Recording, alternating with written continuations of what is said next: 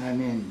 주 예수여, 믿음의 주여 또 온전케 하시는 주 예수여, 오늘 요셉으로 예표된 당신의 형상과 당신의 모습을 우리가 발견하는 시간이 되도록 집회를 주장하시고, 모든 지체들에게 지혜와 계시의 신이신 주님께서 명철과 총명의 신으로 심령과 마음에 충만하게 임재하셔서 말씀을 읽을 때 들을 때 진리 빛임하게 하시고, 많은 것들을 깨달아서 하나님의 세계에 대해서 이상과 계시가 더 명확해지고 분명해지는 축복된 시간이 되도록 이 집회를 주장하시고, 집회 후에 성령의 은혜이 충만하시며 형제 자매님들 심령과 마음에 주님의 임재가 충만하여 은혜가 넘치는 집회가 되도록 집회를 주장하시기를 주의 이름으로 기도합니다. 아멘. 아멘. 아멘. 자, 오늘은 창세기 42장 말씀으로 세워갑니다.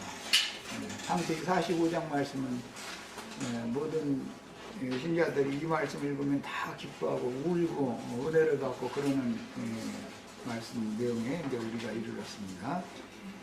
같이 읽는데 먼저 자매님들이 한 절을 먼저 읽고 형제님들이 한 절 읽고 이렇게 교독을 해서 읽으면서 마음에 연관이 깊이 임하는 그 구절에는 이렇게 줄 붙여 놓으시고 동그란 표시도 해 놓으시고 해가면서 깊이 묵상을 해가면서 교독해서 읽겠습니다. 자매님들이 먼저 읽습니다. 요셉이 시종하는 자를 가서 그 조상을 적자에 못하여 소리질러 모든 사람을 자리에서 불러가라 하고 그 형제들에게 자리를 알리니 그들에게 그와 함께한 다른 사람이 없었더라. 요셉이 큰 소리로 문이 애굽 사람에게 들리며 바로의 궁중에 들리더라. 요셉이 그 형제들에게 이르되 나는 요셉이라. 내 아버지께서 아직 살아계시니까 형들이 그 앞에서 놀라서 대답하지 못하더라. 요셉이 형들에게 이르되 내게로 가까이 오소서. 그들이 가까이 가니 이르되 나는 당신의 아우 요셉이니 당신들이 애굽의 환자라. 당신들이 나를 이곳에 팔았다고 해서 근심하지 마소서. 한탄하지 마소서. 하나님이 생명을 구원하시려고 나를 당신들보다 먼저 보내셨나이다. 이 땅에 2년 동안 흉년이 들었으나 아직 5년은 밭갈이도 못하고 추수도 못할지라. 하나님이 큰 구원으로 당신들의 생명을 보존하고 당신들의 후손을 세상에 두시려고 나를 당신들보다 먼저 보내셨나니 그런즉 나를 이리로 보내기는 당신들이 아니요 하나님이시라. 하나님이 나를 바로에게 아버지로 삼으시고 그 온 지구의 주로 삼으시며 애굽 온 땅의 통치자로 삼으셨나이다. 당신들은 속히 아버지에게 올라가서 말하기를 아버지의 아들 요셉의 말에 하나님이 나를 애굽 정욕의 주로 세우셨으니 지체 말고 내게로 내려오사. 아버지의 아들들과 아버지의 손자들과 아버지의 양과 소와 모든 소유가 고센 땅에 머물며 나와 가깝게 하소서. 흉년이 아직 5해가 있으니 내가 거기서 아버지를 공양하리이다. 아버지와 아버지의 가족과 아버지께서 한 모든 사람에게 부족함이 없도록 하겠나이다 하더라고 전하소서. 당신들의 눈과 내 아우 베냐민의 눈이 보는 바 당신들에게 이 말을 하는 것은 내 일이라.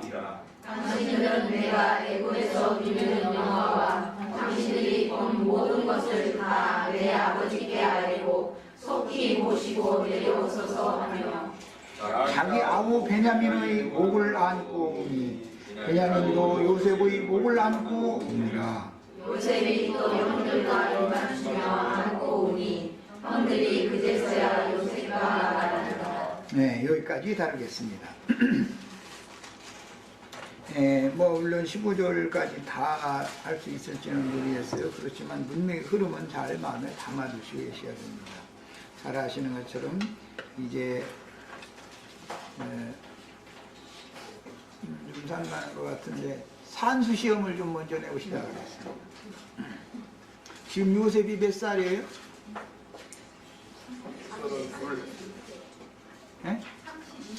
32세예요? 네? 30세예요? 정신들 차리고 들으시라고 산수 문제 냈어요. 요셉이 30세에 애고의 총리가 되었고 7년의 풍년이 지나갔고 흉년이 2년이 지나갔어요. 그럼 몇 살이에요? 39세. 39세예요? 뭐 이렇게 정신 차리고 들으라고. 산 많은 것 같아요. 내가 정신 차리고 들으라고 산수 숙제 낸 거야. 정신 차리고 들으세요. 말씀을 읽을 때는 벌로 들으시면 안 됩니다. 지금 지금 창세기 45장 말씀을 우리가 읽었는데 이 말씀을 읽으면 모든 지체들이 모든 예수 믿는 사람이라면 다 은혜를 받고 다 기뻐하고 좋아하는 이제 그런 문장을 읽었어요. 이것은 사람의 그 심령이 다 은혜가 임하면 심령이 다 기쁘다라는 것을 표상적으로도 알 수 있는 문제인데 제일 중요한 것은 우리나라가 남북으로 이렇게 갈렸다가 북한과 우리나라가 얘기가 잘 되면 그 이산 상봉을 하는 어떤 때가 있죠. 그때 보면은 다 이렇게 목으로 맞게 안고 울고 그러죠. 오늘 내용이 그런 내용으로 돼 있죠. 이산 가족 만난 날이에요. 요셉을 17세 때 22년 전이죠. 17세 때 갑자기 결박해가지고 광야의 마른 구덩이에다가 집어 던졌다가 애국으로 가는 상인들을 만나서 그들에게 은 20을 받고 팔아넘겼어요. 그래가지고 요셉이 그동안에 지금 17세 때 그 일을 당했었으니까 지금 39세니까 22년이 지나갔어요. 그리고 30세가 될 때까지 13년 동안 요셉은 애매하게 많은 고난, 연단 과정을 거쳐서 30세 때 이상과 계시를 이루게 하기 위해서 바로의 꿈을 해석하게 해주므로 그 일을 통해서 애국의 총리가 되어서 지금 총리로 애국을 다스린 지 9년이 지난 때 일어난 일입니다. 역사적으로는 그런 거예요. 기본적으로 이제 이런 역사적인 배경을 마음에 담아두시고 말씀을 같이 상고합니다. 말씀의 내용이 좀 어렵고 난해하기 때문에 자료를 다 해드렸으니까 자료 말씀으로 말씀을 나눌 건데 우선 문장 성경 자체에서 우선 이제 자료 말씀 이따 보기로 하고 성경 자체에서 문맥을 따라서 큰 윤곽을 우선 짚어놓고 자료 말씀으로 들어가겠습니다. 1절 하반부에 보면은 자기에게서 자기 주위에 수중들 든 사람들 다 물러가라 하고 그 형제들에게 자기를 알렸다 그랬어요. 이것은 선지자들의 말로는 계시한다 그래요. 하나님, 예수 그리스도 누구인가를 알려면 계시를 받는 자 외에는 알 수 없다 그랬죠. 이 계시가 필요한 거예요. 하나님이 어떤 분인가, 참 하나님이신 예수는 누구인가 이거를 알려면 사람이 알 수는 없어요. 형제들인데도 몰라봤잖아요. 예수님 자신이 내가 바로 여러분들이 너희들이 그렇게 기다리던 메시아다. 내가 바로 그 그리스도다. 라고 계시를 해줘야 안다. 이제 그런 거예요. 그런데 이방인들에게 직접 알리는 게 아니고 여기서 자기 형제들에게 먼저 형제들에게만 알렸어요. 이방인들이 애굽 사람들이 함께 있는 데서 알린 게 아니고 애굽 사람들 보고 다 물러가라 하고 자기 형제들에게만 요셉이 내가 바로 애국의 총리지만 당신들의 형제인 요셉이다 라고 지금 자신에 대해서 알려주고 있습니다. 그리고 나서는 이제 은우의 그 정이 있으니까 모처럼 너무 오랜만에 이제 요셉이야 이미 오래 전부터 즉 2년 전부터 양식을 처음에 사러 왔을 때부터 그 힘들인 것을 알고 있었지만 형제들은 이걸 모르고 있었었죠. 그러다가 이제 자신의 정체를 드러내고 나서 그 기쁨을 이기지 못해서 북받치는 그 이제 사랑의 감정이 북받치니까 큰 소리로 울었다 그랬어요. 이건 이제 신약성경에 보면 물론 구약성경에도 예언에도 그러지만 예수님이 자기 동족을 사랑하시고 아끼심으로 인해서 우는 내용이 상당히 많이 나옵니다. 예수님이 우는 장면이 참 많이 나오죠. 여기서는 요셉이 그 형제들에게 자신의 정체를 이렇게 알린 다음에 그 정이 복받쳐 오르니까 울면서 입을 맞추고 억은 맞춰서 목을 끌어안고 서로 울었다. 이제 표현이 이렇게 됐어요. 그때 당시 역사적인 사실을 보자면 요셉과 그 형제들의 그 해후 만남이 얼마나 감격적이었을까라는 걸 우리는 익히 짐작할 수가 있죠. 그 다음에 중요한 문제는 이제 4절 5절에 나오는데 나는 당신들의 아우 요셉이니 당신들이 애굽의 판자입니다 라고 말해가면서 당신들이 나를 이곳에 팔았다고 해서 근심하지 마소서 한탄하지 마소서 그랬어요.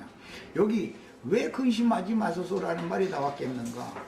요셉은 신분이 애굽의 총리의 입장이 돼 있고 온 땅의 주님의 위치가 돼 있는데 그 요셉을 애굽에 팔아넘겼던 형제들을 가만 놔두지 않을 거라고 지금 생각하고 있다는 것이죠. 형제들이 두려워한다라는 말이에요. 그런데 예수님이 부활하신 다음에 제자들에게 오셨을 때는 맨 먼저 하는 말씀이 뭐였죠? 두려워하지 말아라. 그 얘기를 먼저 하셔요. 당신이 죽은 자 가운데서 살아난 예수인데 왜 죽었는가? 자기 동족들 때문에 죽었단 말이에요. 형제들이 두려울 때는 예수님 때문에 두려운 게 아니라 예수를 죽인 유대인들이 두려워했기 때문에 그래서 문을 닫고 있었다는 거잖아요. 그런데 그때 주님께서 부활 후에 나타나셔가지고 두려워하지 말아라 하고 숨을 내쉬며 가라사대 성령을 받으라 했다고 그랬어요. 그 부활하신 주님이 제자들에게 찾아오셔서 새롭게 숨을 불어넣어준 그 숨을 받은 사람 보면 새 사람이다. 거듭난 사람이다. 그래요.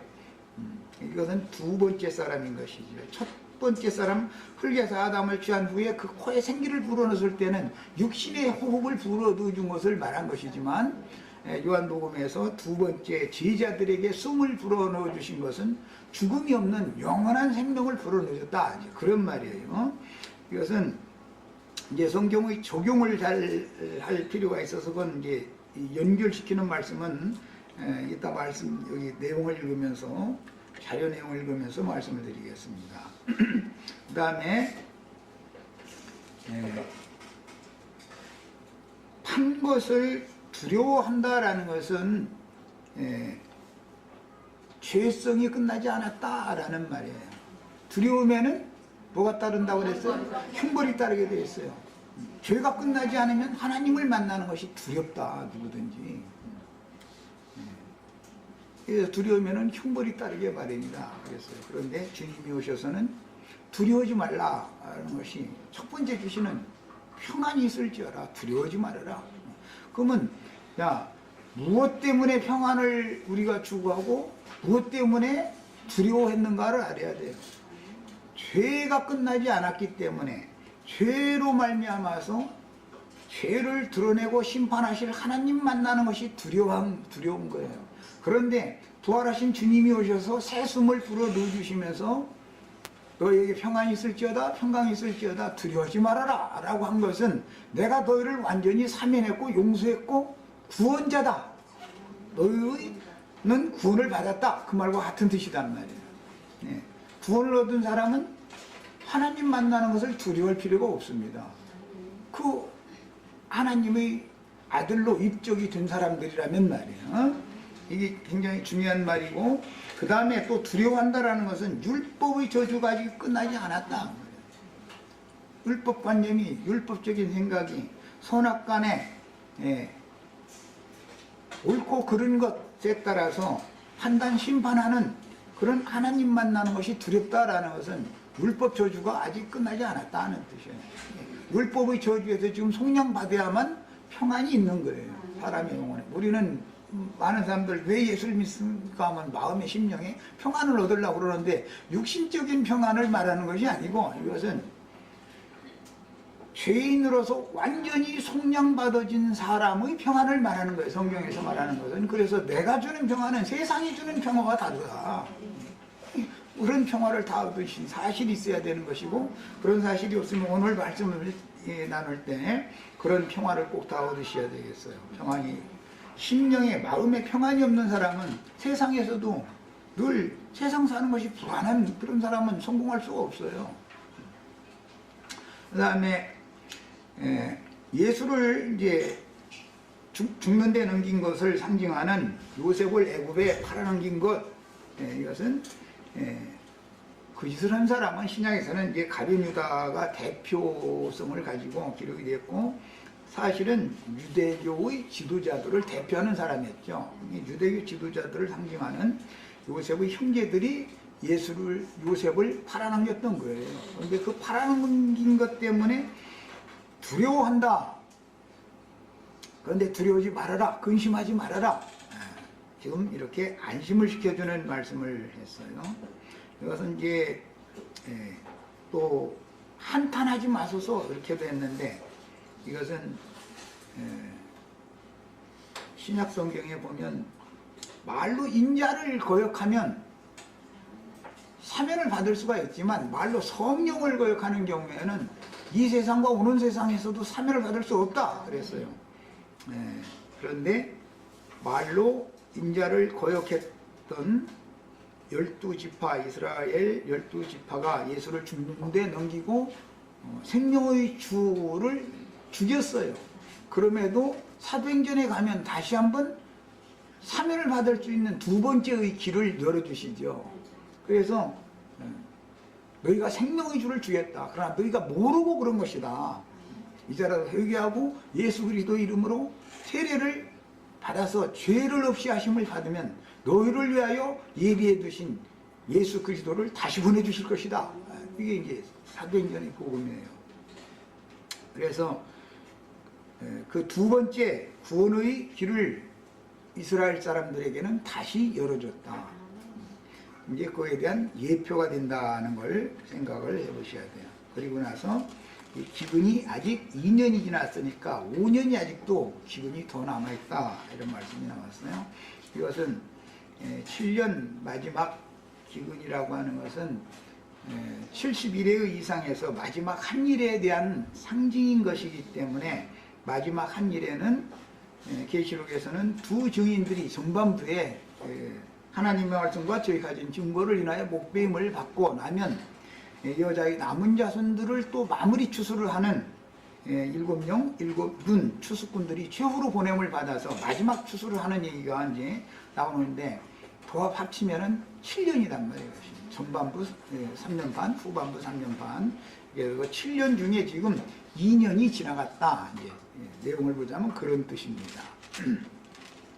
그러니까 요셉의 정체를 드러낸다라는 것은, 즉 예수님께 버림을 받았던 2000년 동안 버림을 받아서 세계 각처에 흩어져서 말로 형용할 수 없는 시련들을 겪은 이스라엘 12지파 예수님의 동족들이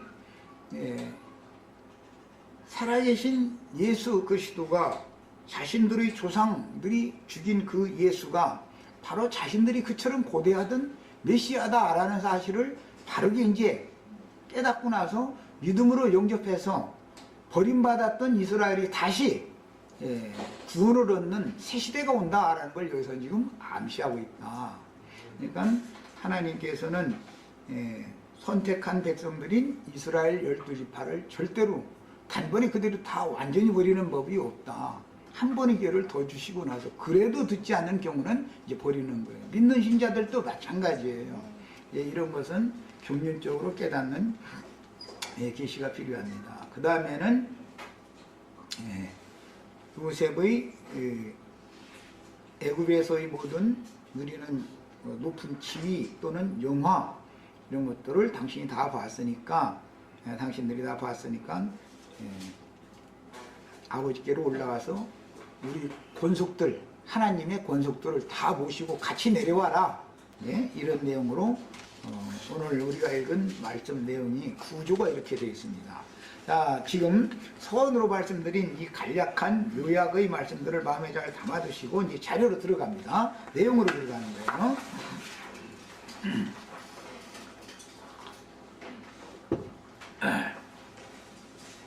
창세기 45장의 큰 줄거리는 오늘 끝까지는 안 읽었지만 두 번째 단락까지만 읽었어요. 근데 그게 세 단락으로 되어 있는데, 첫째는 형제들에게 요셉 자신의 신분을 드러내고 말해 주는 거예요. 인자 예수께서 세상에 독생자로 오셨을 때는 자기 동족들에게 이와 같이 직설적으로 자신을 드러낸 적이 없었었죠. 그렇기 때문에 예수를 죽인 거예요. 그렇게 지금처럼 이게 요셉이 지금 형제들에게 드러내는 것처럼 이렇게 드러냈다면 하나님의 경륜이 안 이루어지죠. 무슨 경륜이? 그들에게 자기 동족에게 배척을 받아야 복음이 이방인에게로 가서 이방 구원을 한 다음에 그 다음에 다시 선택한 자기 백성들을 또 구원을 해서 하나님의 경륜을 이루어지는 이런 것이 이루어지지 않기 때문에, 그래서 사도행전에서 예수를 죽인 자기 동족들에게 베드로를 통해서 성령의 증거로 말씀을 전할 때 너희들이 그렇게 고대하던 메시아를 하나님이 보냈지만 너희들이 손으로 그 메시아 생명의 주를 죽였지 않냐. 그렇지만 이제라도 회개하고 돌이켜라. 씻음을 받으라. 무슨 죄를 씻음 받으라는 거였죠? 유대인들에게는 예수를 죽인 자기 동족 메시아를 죽인 죄를 지금 지적을 해주는 거예요. 이방인들은 세상에 살면서 돈신에게 붙잡혀서 돈 있으면 모든 것이 다 된다고 해가면서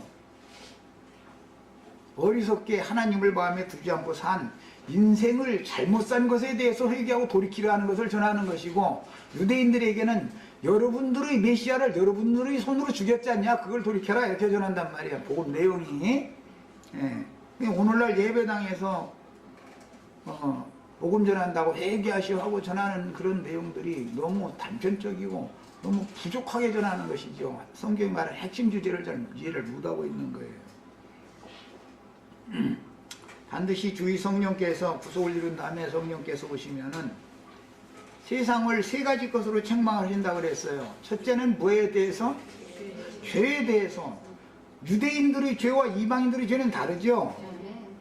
유대인들은 메시아를 기다리고 성경을 받은 사람들이에요. 말씀을 받은 사람들이에요. 이스라엘 12지파는. 그럼에도 그 말씀의 예언과 같이 메시아를 보냈는데 그 메시아를 죽인 죄를 회개하라 그런단 말이야. 그 메시아를 배척한 죄를 회개하라. 이방 죄인들에게는 여러분들이 세상에 살면서 나쁜 짓을 행한 거, 말하자면 윤리도덕적으로든 무엇이든 간에 그런 거에 대해서 회개하고 돌이켜라, 이렇게 전해요. 그러니까 회개의 내용이 이스라엘 사람들과 이방인들과는 전파되는 내용이 다르다라는 걸 아셔야 되겠어요. 그 다음에는 뭐에 대해서? 두 번째는 의에 대하여. 의에 대하여. 첫 번째는 죄에 대하여, 두 번째는 의에 대하여. 의라는 것은 이스라엘 사람들의 의는, 하나님의 의라는 것은 하나님이 보내신 자 예수 그리스도를 영접하고 믿음으로 받아들이는 것이 옳은 일이란 말이야. 유대인들은 이미 율법적으로는, 윤리 도덕적으로는 율법을 지키는 사람들이었기 때문에 흠잡을 데가 없는 사람들이에요. 율법의 의로는. 그런데도 불구하고 그들은 왜 불의하다고 그러냐 말이야. 그것은 자신들의 메시아를 배척하고 죽인 것이 문제단 말이야. 그래서 하나님의 의가 뭔가에 대해서 세상을 책망할 때 유대인들에게 증거하는 내용과 이방인들에게 증거하는 내용이 다르단 말이야. 이방인들은 윤리도덕적으로 옳고 그른 것에 따라서 왜? 마음에 새긴 율법이 있기 때문에 양심을 속이고 산 모든 생각, 말, 행동에 대해서 회개하라. 그건 불의한가 있냐? 이걸 전한다 그 말이에요. 이방인들에게는 내용이 다른 거예요. 그 다음에는 세 번째는 심판에 대하여. 심판에 대하여. 유대인들의 심판은 그 사람들은 신앙을 가진 사람들이었기 때문에 영렬에 들어가는 것, 그리스도의 은혜에서 하나님의 생명에서 끊어지는 것을 의미해요. 유대인들은 그들은 말씀을 알고 있는 사람들이기 때문에 이방인들은 무슨 잘못에 대해서 형벌받는 것을 의미하는 거예요. 똑같은 심판이라도 개념이 다르단 말이에요. 말씀을 아는 사람들의 개념과 말씀을 모르는 사람들의 개념이 다르다라는 것을 잘 이해를 하셔야 됩니다. 자, 그 다음에 이런 방식으로 예수 그리스도는 누구인가를 드러낸다 그 말이에요. 그리스도 예수는 누구인가를 유대인들에게 계시를 해서 알리는 것과 이방인들에게 계시를 해서 알리는 방법이 다르다라는 걸 아셔야 돼요. 이방인들은 말씀을 받은 적이 없기 때문에 말씀을 모르기 때문에 다만 마음에 새긴 율법에 따라서 사는 거예요. 양심의 법에 의해서 사는 거예요. 이방인들은. 유대인들은 율법이라는 또 하나의 법을 가지고 있어요. 마음에 새긴 율법 외에 신의 산 율법을 또 가지고 있기 때문에 유대인들을 다루는 것과 이방인들을 다루는 것이 같을 수 없다 그 말이에요. 자, 그 다음에 형들에게 근심하지 말고 한탄하지 말라고 위로의 말을 하되 하나님의 마음속에 감추인 비밀을 따라서 하나님께서 경영하실 흉년의 때를 향하여 생명들을 구원하시려고 요셉을 앞서서 이곳에 보내신 것이다 라는 것을 증언을 했습니다. 이곳에 앞서 보내시게 된 배경도 예수님이 먼저 세상에 자기 땅 자기 동족에게 먼저 인자 예수가 먼저 와야 했었던 것을 상징하는 말이에요. 세상에 예수님이 왜 와야 될 필요가 있느냐 그걸 지금 하는 말이에요.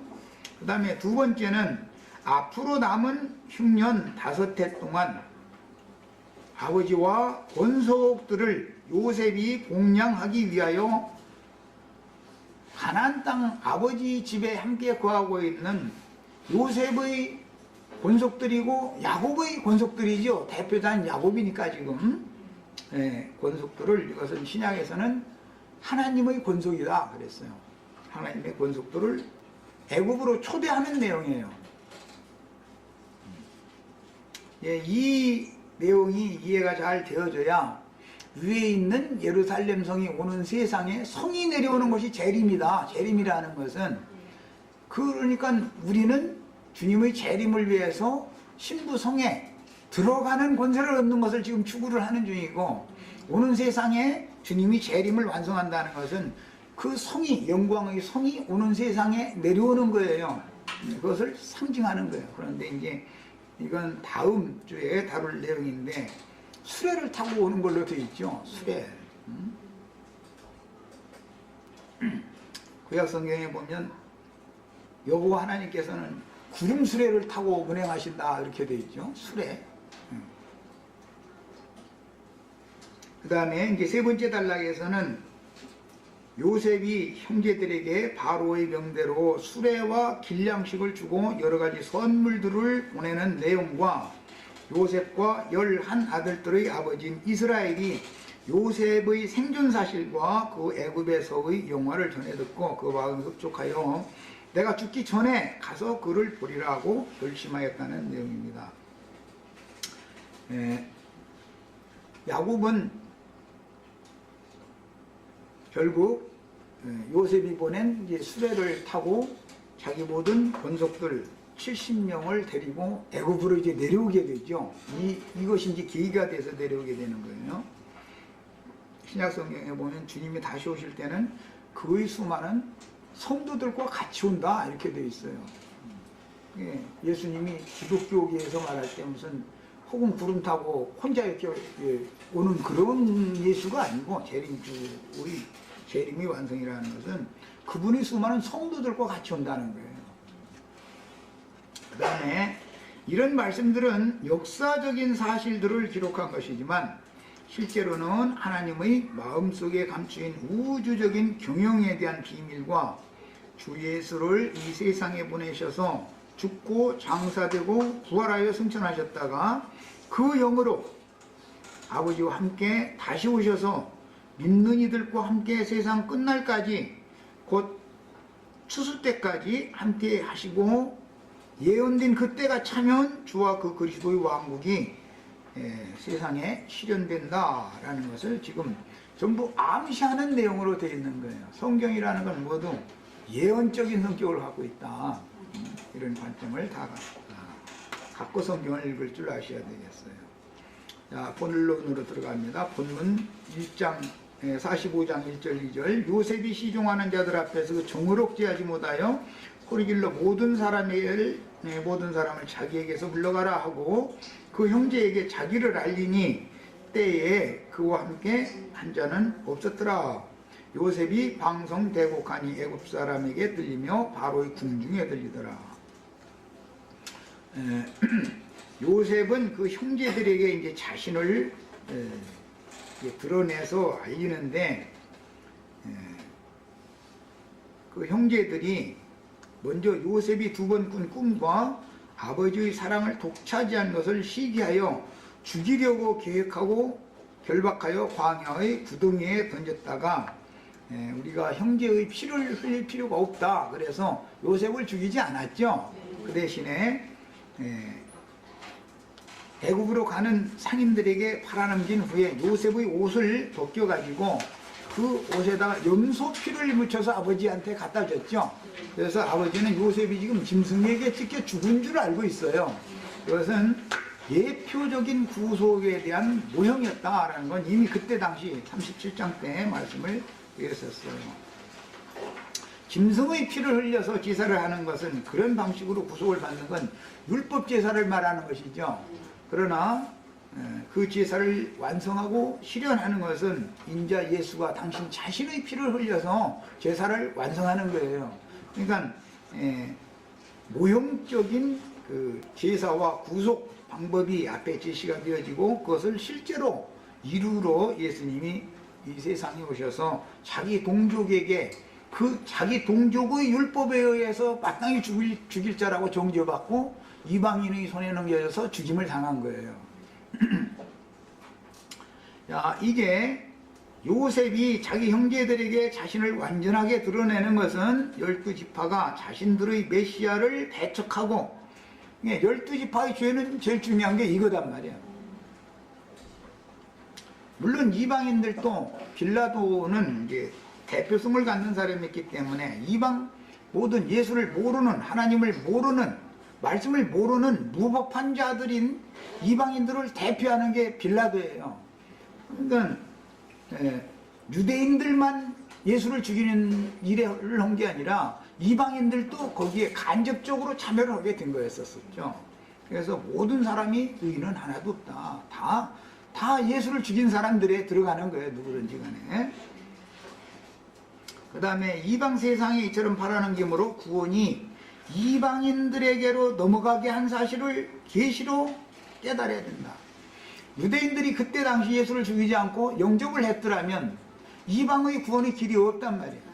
그래서 유대인들이 자신들의 메시아를 죽여야만 예수를 배척해야만 구원자이신 예수가 이방인들에게 믿음 바가 되어질 수가 있었기 때문에 이게 감춰진 하나님의 비밀, 계시로나 알 수 있는 경륜적인 비밀이죠.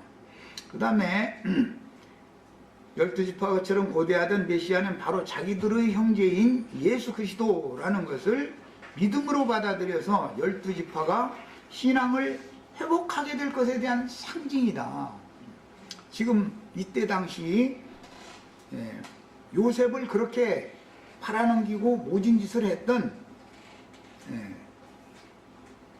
형제들이 요셉을 만났을 때 요셉인 줄 지금까지 2년 동안 모르고 음식 사러 다녔었죠. 양식 사러 다녔었어요.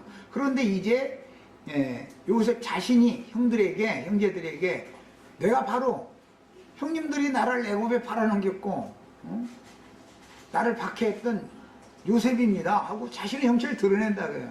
그러니까 형제들이 얼마나 두려워하겠어요. 애굽의 종리가 된 사람 앞에 지금 모여있는 상태이기 때문에. 그러나 자기 형들에게 두려워하지 말고 안심해라. 이것은 당신들이 나를 그때 그렇게 한 것은 세상을 구원하시려고 하늘 아버지께서 일을 그렇게 하신 것이지 당신들이 그런 게 아니다 라고 요셉이 이걸 일러준단 말이야. 사람들은 자기 행위에 대해서, 자기가 한 거에 대해서 이 형제들은 지금 두려워하고 있는 것임에도 불구하고 요셉은 해석을 달렸나 해요. 이런 일이 하나님께서 온 세상을 구원하기 위해서 미리 나를 애굽에 보내야 하기 때문에 형님들의 손을 통해서 그렇게 일을 하게 하신 것입니다. 그러니까 안심하고 두려워하지 말아라, 그런 거예요.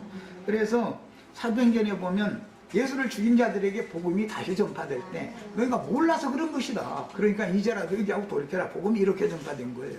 그래서 자, 그 다음에 12지파는 모세의 글과 시편과 선지자들의 예언을 통해서 메시아가 오리라 하는 것을 대대로 배웠고 굳게 믿었지만 정작 그들은 하나님의 말씀을 받은 사람들이고 아는 사람들이고 저명한 랍비들에게 그냥 대대로 메시아 대망 사상을 가르침 받던 사람들이에요. 말씀을 아주 훤히 알고 있는 사람들이에요. 그러니까 오죽하면은 예수님 탄생할 때 그 메시아가 어디서 탄생될 것까지도 다 알고 있었잖아요. 반드시 베들레헴에서 나야 된다라는 것까지도 성경을 너무 잘 알고 있는 사람들이에요. 뿐만 아니라 처녀를 통해서 태어나야 된다라는 것까지도 알고 있었어요. 그럼에도 불구하고 문자대로는 그렇게 잘 알고 있었음에도 정작 그 예수가 자신들에게 나타났을 때는 참남한 말로 자신들의 신앙세계, 정신세계를 어지럽힌다라는 죄목을 씌워서 이단자다 해서 잡아 죽였단 말이에요. 당세의 대제사장 무리는 이제 공의회 71인으로 되어 있는 공의회인데 그 중에 이제 한 사람은 이제 당세의 대제사장이 공의회 의장이고 70인은 12지파 중에서 뽑아낸 랍비들이었어요. 전명한. 그러니까 이 사람들은 전부 율법학자들이고 성경에 아주 정통한 사람들이란 말이에요. 그 공의회의 이름으로 예수를 죽이기로 결안해서 빌라도에게 넘겨서 죽였어요. 그런데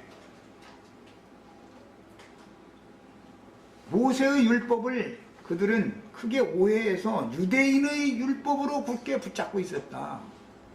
모세의 율법은 하나님의 말씀이지만 유대인의 율법이라는 것은 모세의 율법을 변개시킨 유대인들만의 율법이란 말이야. 네. 그 다음에 오늘날 이제 교계에서도 마찬가지예요. 신학교에 가보면 자신들이 각 교단마다 특별히 주장하는 교리가 있어요. 그냥 그들은 이제 교회 헌법이다 그러고 이제 그런 엉뚱한 소리들을 참 많이 하죠.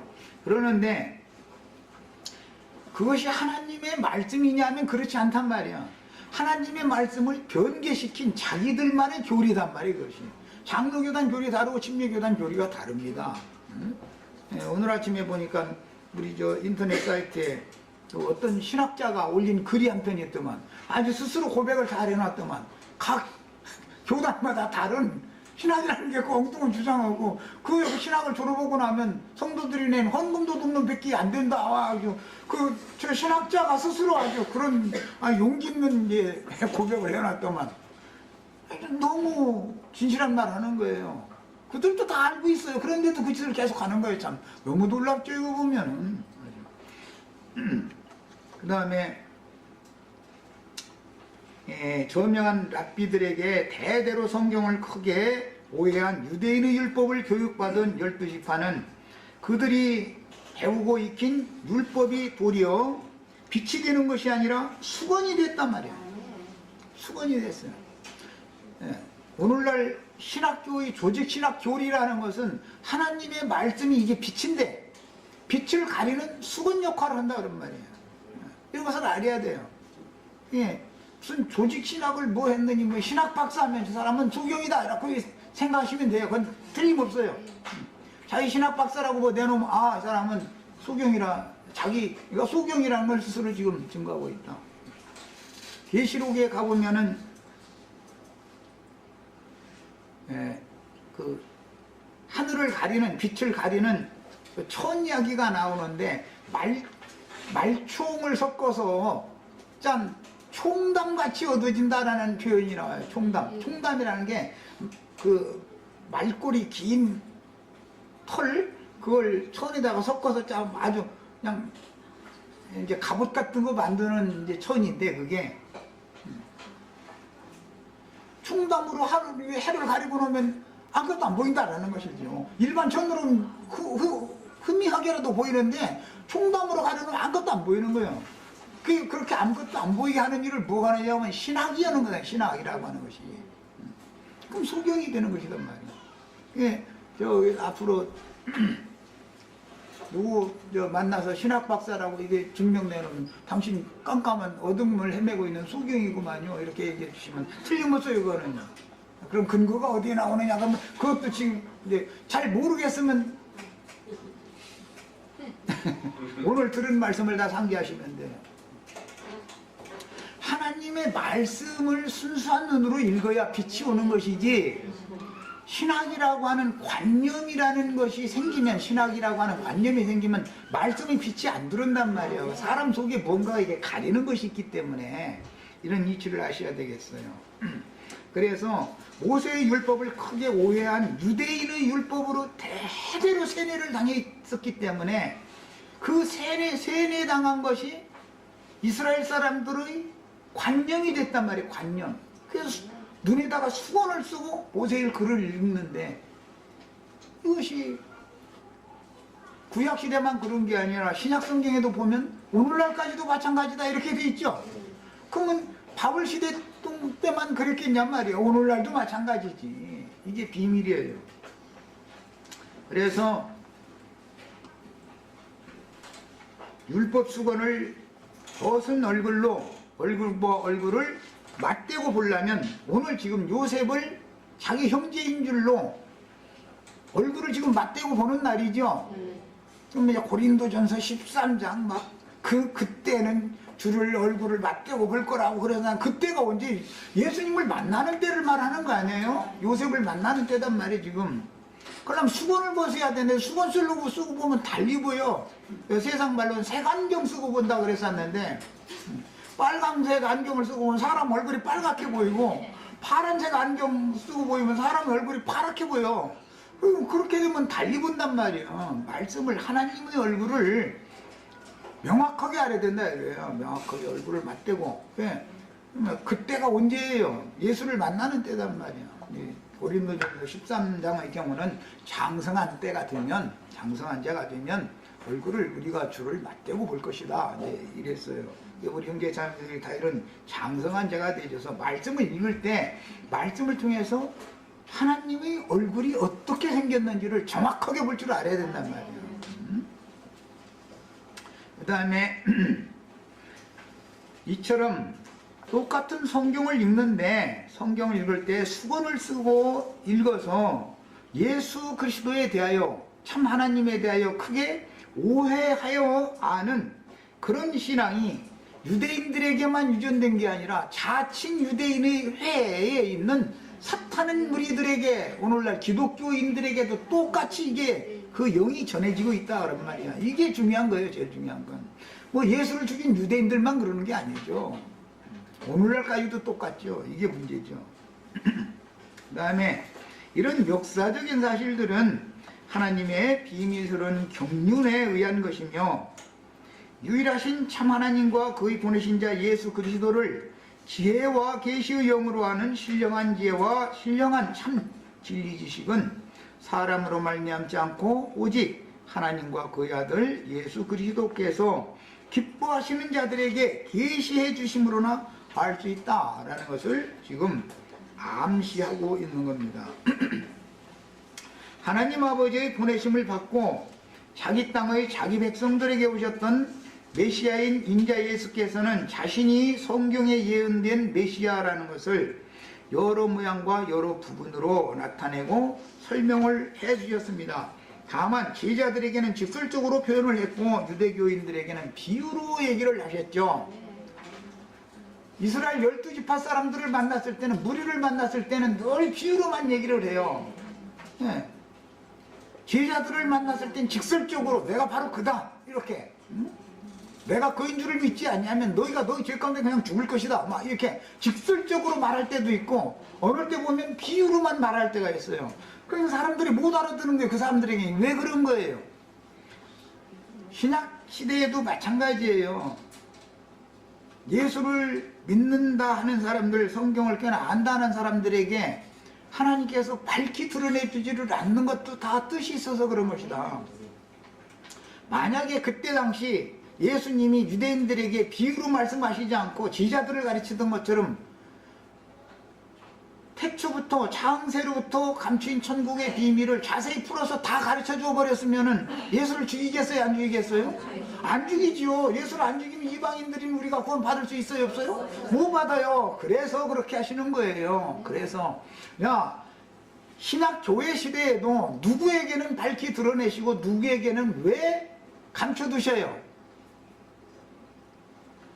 오는 새 시대에 이스라엘을 다시 회복시켜야 하기 때문에 교회 중에 성경 꽤나 안다 하는 사람들이 주의 보내신 증인들의 말을 배척하고 죽이게 만들어야 하나님의 뜻이 이루어질 수 있기 때문에 그렇게 하시는 거예요. 이것이 하나님의 경륜이라는 거예요.